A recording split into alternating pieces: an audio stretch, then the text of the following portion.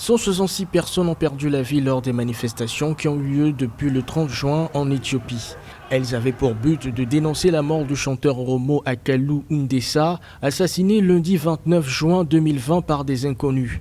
Les manifestations qui ont éclaté à Addis Abeba ont été violemment réprimées par la police. C'est le gouvernement qui a dévoilé le nombre de décès ce dimanche 5 juillet.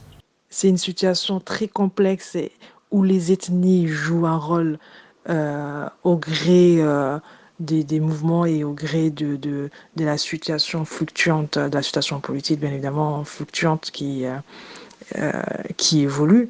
Donc chaque ethnie essaye de tirer les ficelles de ce fédéralisme ethnique. La mort du chanteur Akalu Hundessa a réveillé les griffes d'une tension communautaire subie par l'ethnie oromo. Ces derniers se sentent exclus du pouvoir politique même s'ils ont à la tête du pays un des leurs.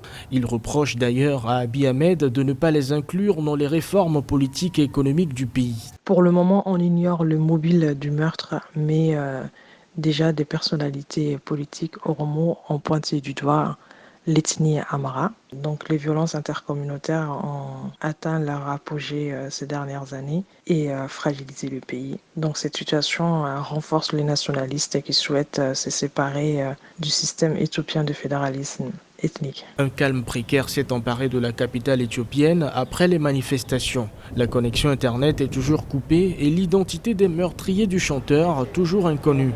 Pour le Premier ministre Abiy Ahmed, il s'agit d'un acte pervers.